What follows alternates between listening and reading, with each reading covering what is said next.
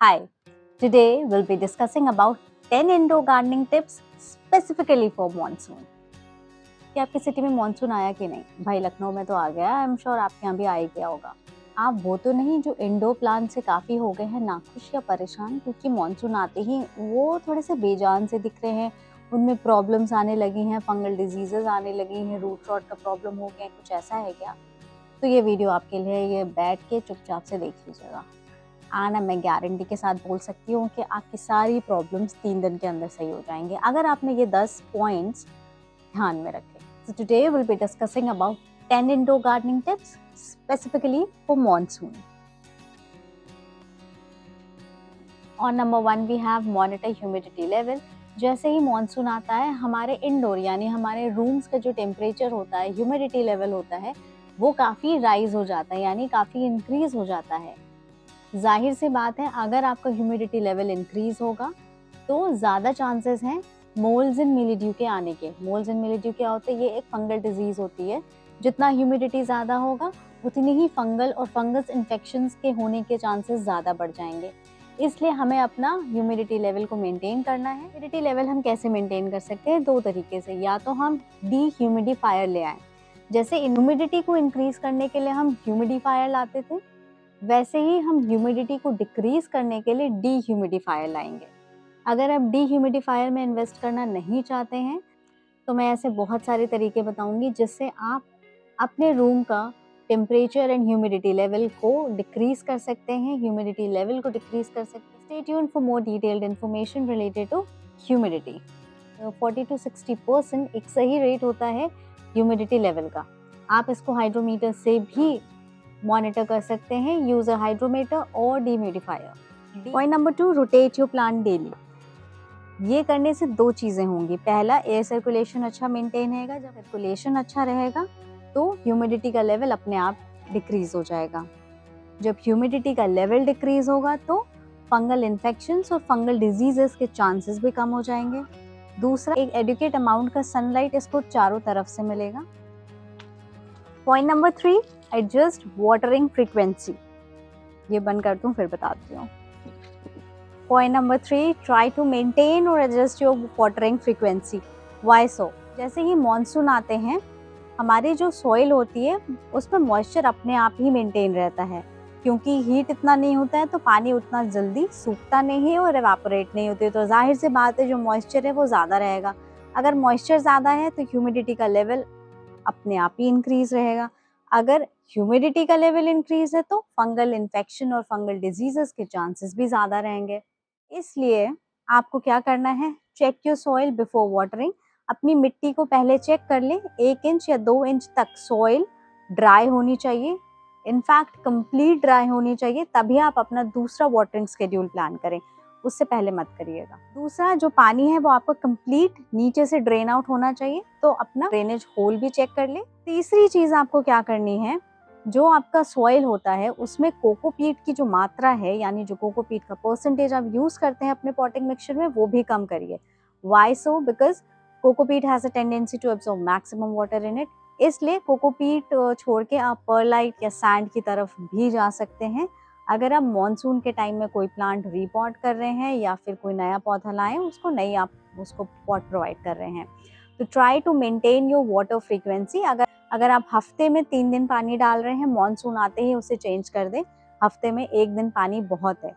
And अगर आपको लग रहा है 1 हफ्ता हो गया है पानी डालने की जरूरत नहीं है, तो कृपा करके पानी मत डालें, बिकॉज आपको पता है ना, पौधे ओवर वाटरिंग से ज्यादा मरते हैं अंडर वाटरिंग से कम। So try to change your frequency as soon the monsoon arrives. Choose fungal resistant plant. Fungal resistant plant क्या होता है? वो पौधे जो हाई ह्यूमिडिटी लेवल्स में भी अच्छा चलते हैं, उनमें ना फंगल इन्फेक्शंस की प्रॉब्लम आती है, फंगल डिजीजेस, ना मिलीड्यू आएगा, ना स्पाइडर माइट्स आएंगे और ना एफाइड्स आएगा। तो ऐसे पौधे में इन्वेस्ट करिए जो फंगल रेसिस्टेंट प्लांट हो, यानी हाई ह्यूमिडिटी में भी अच्छा सर्वाइव करते हो, जैसे कि सेंसेवेरा हो गया यानी स्नेक प्लांट, क्लोरोफाइटम कॉमसम यानी स्पाइडर प्लांट। देन तीसरा आ सकता है peace lily and many succulents. So opt for those plants which have the conditions to thrive in higher humidity conditions. Use well draining soil. इसके बहुत सारे फायदे हैं, आपको पता ही है कि रूट रॉट से बचाता है। जैसे ही मॉनसून आते हैं मॉइस्चर ऑटोमेटिकली हमारी सॉइल में ज़्यादा देर तक रिटेन रहता है। इसके कारण रूट रॉट की प्रॉब्लम हो सकती है, कुछ इन्फेक्शंस आ सकते हैं, कुछ पेस्ट आ सकते हैं। इन सब को बचाने के लिए हमें क्या करना है, हमें एक वेल ड्रेनिंग सॉइल या well draining potting mixture prepare करना है। वो हम कैसे प्रिपेयर करेंगे, कम से कम कोकोपीट की मात्रा यूज करेंगे और ज़्यादा से ज़्यादा हमें क्या यूज करना है, perlite, as light as clouds, perlite use करना है। और सैंड हम अपनी पॉटिंग मिक्सचर में मिलाएंगे परलाइट।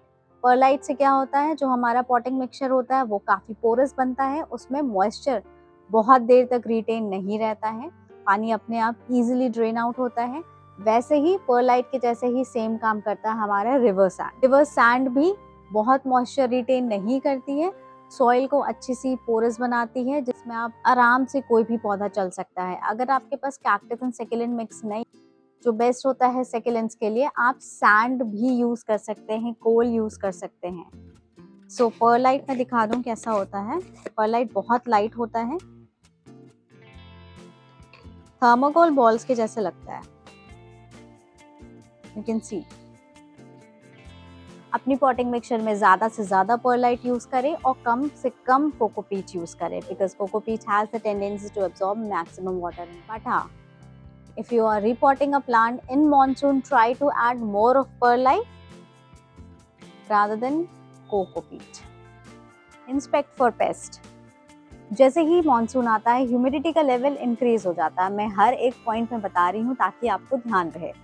ह्यूमिडिटी का लेवल इंक्रीज होगा तो फंगल इन्फेक्शन और फंगल डिजीजेस के भी चांसेस होंगे। मैंने आपको पहले भी पॉइंट्स में बताया है। इसको आप कैसे कंट्रोल कर सकते हैं, मैंने बहुत सारी चीज़ें बताई हैं। एयर सर्कुलेशन अच्छे से मेंटेन करें, ह्यूमिडिटी का लेवल थोड़ा डिक्रीज करिए, तो ये थोड़ा बहुत कंट्रोल हो जाता है। लेकिन चांस आप इसे कंट्रोल नहीं कर पाए तो आप क्या यूज़ करें, कुछ नेचुरल रेमेडीज़ यूज़ कर सकते हैं, जैसे कि नीम ऑयल हो गया, बेकिंग सोडा सोल्यूशन हो गया और टर्मरिक पाउडर भी कुछ चांसेस में आप यूज़ कर सकते हैं। अगर मैं इंडोर की बात करूं तो आपको ज़्यादातर एफिड्स और स्पाइडर माइट्स की शिकायत आएगी, क्योंकि मॉनसून में ये इंडोर ज़्यादा पैदा होते हैं अगर आपका ह्यूमिडिटी लेवल इंक्रीज है। 5 मिनट में ये सोल्यूशन प्रिपेयर हो जाता है। ईजिली अपने indoor garden plus outdoor garden में ये सोल्यूशन यूज़ कर सकते हैं।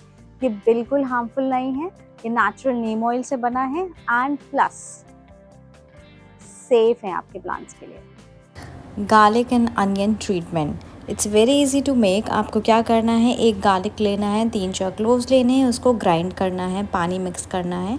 फटाफट से अपना एक स्प्रेयर लेना है, उसमें पानी डाल के डाइल्यूट करके मिक्स करिए and your solution is ready for the treatment. Solution number 2, Neem oil treatment. इसको बनाने के लिए ऑफकोर्स हमें नीम ऑयल चाहिए है, एक हैंड वॉश चाहिए है, हमें 5 ml हम डालेंगे 1 लीटर पानी में नीम ऑयल। उसके बाद 2 से 3-4 पंप डालेंगे हम किसी भी लिक्विड हैंड वॉश सोल्यूशन की। अच्छे से मिक्स करना है एंड मिलीबग हो चाहे एफिड्स हो, उनको भगाने का सोल्यूशन रेडी हो गया है। Our third treatment is baking powder और बेकिंग सोडा स्प्रे। आप बेकिंग सोडा ले लीजिए, थोड़ा सा डालना है, लाइक 3 पिंच और 4 pinch in half a litre of water. अच्छे से मिक्स करना है और इनको लीव्स पे स्प्रे करना है जहाँ पे भी आपको फंगल इन्फेक्शन और फंगल डिजीजेस दिख रहे हैं। Trim of dead brown and yellow leaves and branches. पुरानी सूखी ब्रांचेस और लीव्स हैं, येलो हो गई हैं लीव्स, उन सबको रिमूव कर दीजिए, प्रून कर दीजिए। Before pruning, sterilize your scissor or any instrument. Don't go for hard pruning, always go for soft pruning or soft trimming in monsoon season. अगर आप सॉफ्ट प्रूनिंग कर रहे हैं, बाई चांस गलती से हार्ड प्रूनिंग हो गई है तो डरिए मत। उस पौधे को कुछ देर के लिए, कुछ टाइम के लिए, जैसे 10 से 15 दिन के लिए उसे इंडोर या पार्शियल शेड में रख दें, जहाँ डायरेक्ट बारिश का पानी उसे रिसीव ना हो। एंड उसके ऊपर जो भी पोर्शन आपने हार्ड प्रूनिंग से हटाया है वहाँ पे साफ का पाउडर लगा दें या फिर टर्मरिक यानी हल्दी का पाउडर लगा दे तो काफ़ी हद तक सेफ रहेगा आपका plant. Try to protect your indoor plants from excess rain. अगर आपने वो पौधे डोर के पास रखे हैं या विंडोज के पास रखे हैं और बाहर की बारिश अंदर आ रही है तो उनसे अपने पौधों को प्रोटेक्ट करिए। नहीं प्रोटेक्ट करेंगे तो पता है ना क्या होगा, मॉइस्चर ज़्यादा बढ़ जाएगा, रूट रॉट की प्रॉब्लम हो जाएगी, फंगस आ जाएगा, infections, diseases, oh my God. ये सब करने से बेटर है कि आप उनको ऐसी जगह शिफ्ट कर दें जहाँ पे डायरेक्ट बारिश ना मिले। अब इंडोर रखा है तो डायरेक्ट बारिश ना मिले तो ही बेटर है, right. Make sure all your pots have a good drainage whole. It's a must, चाहे मॉनसून हो या ना हो, विंटर, समर सीजन, कोई भी सीजन हो, always check your drainage hole. Drainage hole से क्या होगा, अगर आपका ड्रेनेज होल ब्लॉक है, चाहे वो इंडोर का पौधा हो या आउटडोर का पौधा, तो रूट रॉट की समस्या बहुत जल्दी आ जाएगी, बहुत जल्दी आपको फंगल इन्फेक्शंस और फंगल डिजीजेस का सामना करना पड़ सकता है। The water should completely drain out from the drainage whole. अगर ऊपर की सरफेस पे पानी टिक रहा है, यानी आपके या तो पॉटिंग मिक्सचर में दिक्कत है या फिर ड्रेनेज होल में दिक्कत है, तो ये ज़रूर चेक कर लें। दूसरा, आपको इन्वेस्ट करना है परलाइट और सैंड में, ठीक है। तीसरा, हम अक्सर क्या करते हैं, जितने भी इंडोर पौधे होते हैं उसमें एक नीचे सॉसर प्लेट लगा देते हैं या पॉट प्लेट लगाते हैं, जिससे पानी उसमें नीचे कलेक्ट रहेगा। समर्स में अगर ऐसा हो तो बहुत अच्छा है, अच्छी ह्यूमिडिटी मेंटेन होता है, बट मॉनसून में तो ऑटोमेटिकली ह्यूमिडिटी मेंटेन रहती है, तो हमें और ज़्यादा क्यों करनी, ज़्यादा करेंगे तो फंगल इन्फेक्शंस के चांसेस ज़्यादा होंगे। इसलिए वो प्लेट्स आप हटा दीजिए इंडोर में, जितने भी पौधे आपने प्लेट्स के नीचे रखे वो प्लेट्स हटा दीजिए, और ट्राई करिए ऐसी जगह रखिए जहाँ पे एक पार्शियल धूप आए, उनको पार्शियल धूप मिले, एंड रोटेट करिए प्लांट्स को, ड्रेनेज होल चेक करिए।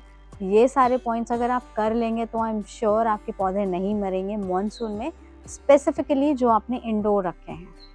Increase air circulation, air circulation increase करना वो भी इंडोर बहुत ही आसान, कुछ नहीं करना है। पहले तो पौधों को शिफ्ट करना है आपको दरवाज़ों के पास और खिड़कियों के पास, यानी डोर्स एंड विंडोज़ के पास आपको पौधे रखने। दूसरी चीज़ आप क्या कर सकते हैं, फ़ैन ऑन कर सकते हैं। तीसरी चीज़ आप कर सकते हैं, डोर्स एंड विंडोज़ को कभी कभार ओपन भी करके रखें, यानी खोल के रखें, तो एक जो बोलते हैं ना air ventilation and air circulation अच्छे से मेंटेन होगा अगर चारों तरफ की खिड़कियाँ एंड डोर्स खुले रहेंगे। तो बस उसी तरीके से हम अपने पौधों को भी अच्छा सा एक एयर सर्कुलेशन प्रोवाइड कर सकते हैं। जितनी ज़्यादा एयर होगी हमारे रूम्स में, उतना ही ह्यूमिडिटी लेवल अपने आप डिक्रीज होगा। Try to maintain air circulation in your room for better growth of the plant. So these were my 10 indoor gardening tips specifically for monsoon season. I hope you like this video. अगर video अच्छा लगे तो please like कर दीजिएगा, subscribe कर दीजिएगा channel को, और बेल आइकन दबाना मत भूलिएगा। और भी वीडियो आने वाले हैं related to monsoon, so stay tuned and thank you for watching.